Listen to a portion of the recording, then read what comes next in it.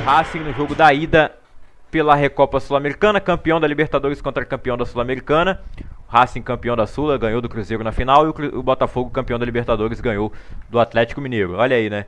Os dois ganharam de time mineiro em finais continentais no ano passado. O Botafogo entrou em campo com essa escalação, time escalado pelo Cláudio Caçapa, técnico interino do clube. Ele treinou o Botafogo ali depois da saída do Luiz Castro, né? Saiu invicto ali durante 5 partidas sem perder, manteve o bom nível do Botafogo ainda, mas eles trouxeram o Bruno Lage, né? E o torcedor do Botafogo não quer nem lembrar de tudo que aconteceu em 2023. 2024 foi um ano glorioso para o glorioso Botafogo. Título da Libertadores, título da Copa do Brasileirão no comando do Arthur Jorge. E aí ele quis sair, foi muito feio inclusive a saída dele, né? Todo mundo sabe. Ele foi...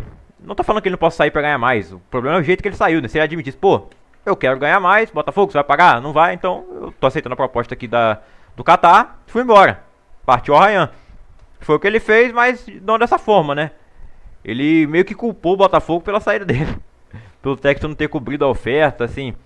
E fora o fato de que disse que ele já tava negociando desde de antes da final da Libertadores, né? Nem sabia que se ia ganhar e já saiu.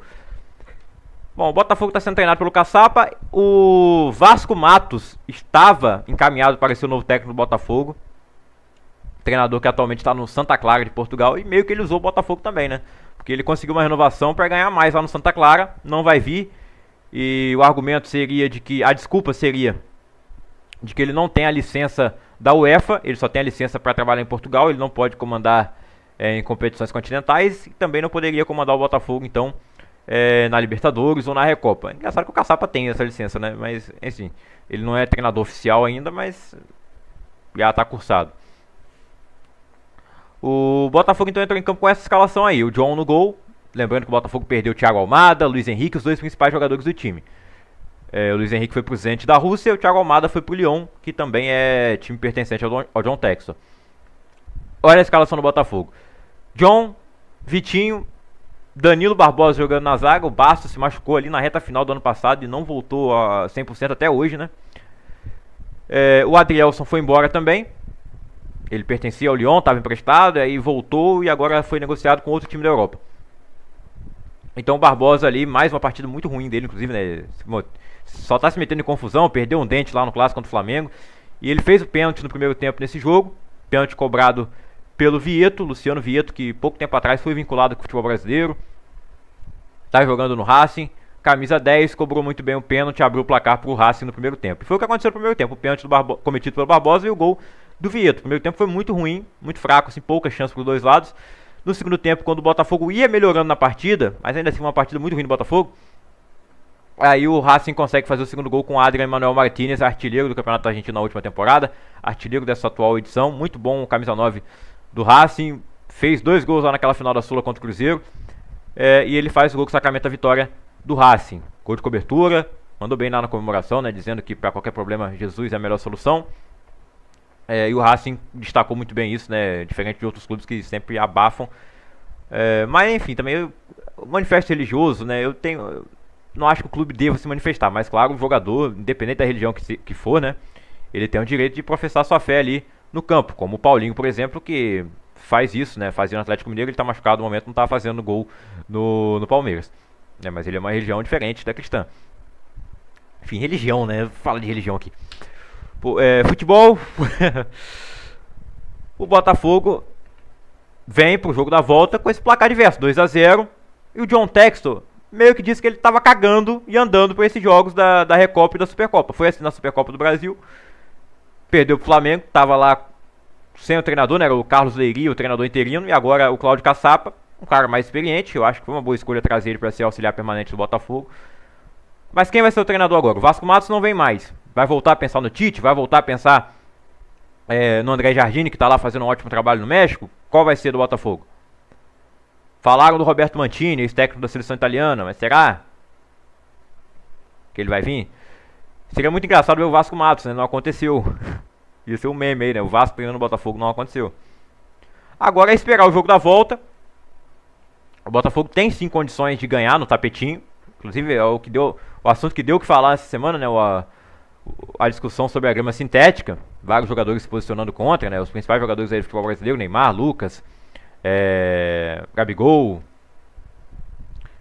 entre outros, né? O Dudu, que jogava no gramado sintético até outro dia, o próprio Tiquinho Soares, que era do Botafogo também. O Botafogo segue jogando no gramado sintético enquanto é possível aqui no futebol brasileiro. A FIFA permite, mas tem ligas que não permitem. A Inglaterra não permite, a Espanha também, se não me engano, não permite. Então, pode ser que isso mude aqui no futebol brasileiro. Eu acho que entre um gramado natural ruim e uma grama sintética, eu prefiro a grama sintética. Claro que o melhor, o mundo ideal é o gramado natural bom, mas muitas vezes não acontece isso, né? Enfim, vamos aguardar o jogo da volta. Surpreendeu muito aí nessa escalação do Botafogo o Newton, né, no meio campo. Jogador que estava emprestado pro Criciúma, fez parte do elenco que ganhou a Série B em 2021. E tá de volta, foi titular nesse jogo. O torcedor ficou bem revoltado com a escalação. No ataque ali, Savarino, Igor Jesus e Matheus Martins, né? Não tem mais o Luiz Henrique e Matheus Martins como titular. O Arthur, que chegou, foi contratado, ainda não tá 100% fisicamente. Inclusive, nem relacionado com essa partida foi, né? Tá machucado. É isso, cara. Time do Botafogo. Patrick de Paulo no banco.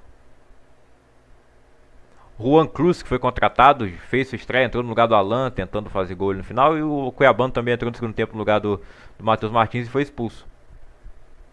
E o Alex Telles falou na entrevista, né, que o Botafogo não sabe mais perder. Uma coisa do tipo, que eu vou até entrar aqui no YouTube da ESPN pra ver esse shorts.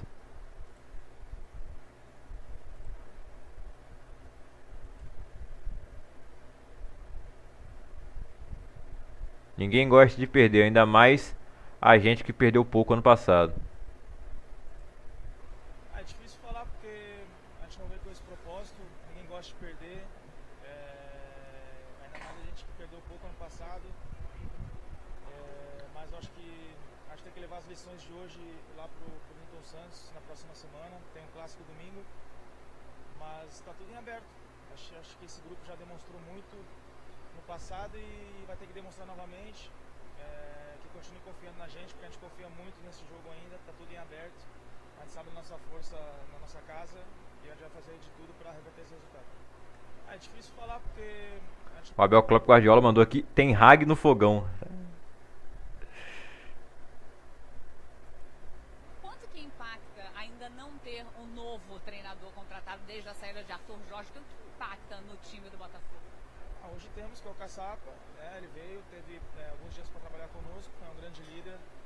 Obviamente que a gente não teve muito tempo para trabalhar, a gente tem uma estrutura já formada, mas a gente sabe que colocar as ideias dele, hoje em dia também nosso grupo de uma certa forma mudou, muita gente saiu, mas isso não pode ser desculpa, a gente assume a nossa responsabilidade e a gente vai em busca das vitórias, que é o que esse clube sempre acostumou a ter, e a gente vai em busca disso. Sempre acostumou a ter, não, acostumou ano passado, né? Calma aí, ô Alex Telles. Mas quando a gente analisa os gols... Acho que não foi pênalti. Foi sim, cara. E depois o segundo gol que nós tomamos, tudo que nós tínhamos conversado na semana e também na pré-eleição, infelizmente não cumprimos o que deveríamos e saímos daqui com 2-0. Mas é lógico que sabemos que eles fizeram 2-0 na gente aqui e com certeza nós também podemos fazer 2-0 neles lá. Mas isso pode, concordo com você. Os gols... Um jogo muito difícil. No meu ver, o primeiro gol meio duvidoso no pênalti. Cara, pra mim o Barbosa tá subindo, ele nem subiu ainda e já botou a mão na cara, velho. Tem mais 90 minutos. Eu acho que ele não tava vendo, não. O Botafogo em casa é muito forte, mas vamos trabalhar, né? Temos um jogo no final de semana agora importante também, um clássico. Vai perder, vai pra Taça Rio de novo. 90 minutos, né? Temos totais condições de reverter esse placar de 2-0. Mas é isso, trabalhar, corrigir os erros pra gente na semana que vem, né, fazer um grande jogo na nossa casa, com o nosso torcedor, pra gente conseguir essa virada. Um jogo muito difícil.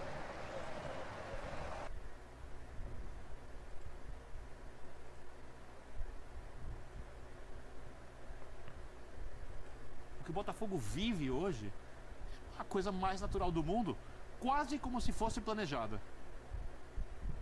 Não tem nada que está acontecendo hoje que não passou discurso pela do cabeça Textor, de quem manda. Pelo discurso no do Textor, Botafogo. é exatamente isso. Agora, a minha questão é saber por que o John Textor faz isso. Porque eu tenho algumas ideias. Ele pode estar fazendo isso porque ano passado o Botafogo fechou com prejuízo, é uma SAF, e ele acha que não vale gastar ainda, porque no final das contas o Brasileiro e a Libertadores e o Mundial de Clubes são os torneios onde ele precisa ter a equipe mais forte, ele pode estar economizando. Sim. Literalmente isso. Economizando o quê? Treinador? Não, com o treinador ele ouviu um monte de não. Por que não? Porque eu acho que hoje tem muito a ver com não ter um treinador, não ter ideia de trabalho, Ele foi buscar alguns não ter técnicos, treino. alguns que eu contrataria, outros que, por exemplo, Rafa Martínez, Rafa Benítez eu não traria de jeito nenhum. Perderia tempo com Ele é seu sósia, ô Bini. Contini, Eu, por exemplo, já seria uma outra coisa. Então ele foi buscar técnicos. E eu não vou desprezar, por tudo que ele fez até agora, a capacidade de negociação do Textor. Ele não é ali um amador. Pode não ser o melhor dirigente do mundo, ele não é um amador. Se ele não conseguiu trazer, é porque de alguma maneira o futebol brasileiro e o Botafogo não foram suficientes para aqueles treinadores que ele cogitou trazer. Então, sobre o jogo especificamente, antes de entrar mais na questão do Botafogo de maneira mais ampla, do momento do Botafogo, até porque eu acho que o Botafogo vai trazer alguns jogadores a melhorar durante o ano. certeza. Esse resultado é consequência de um planejamento, literalmente, não é da falta de planejamento, é de um planejamento de não gastar nesse início da temporada. Tá. O Juventino Bianconeiro manda aqui no chat. Textor podia tentar o Alegre ou o Pirlo, dois técnicos que treinaram a Juventus, né?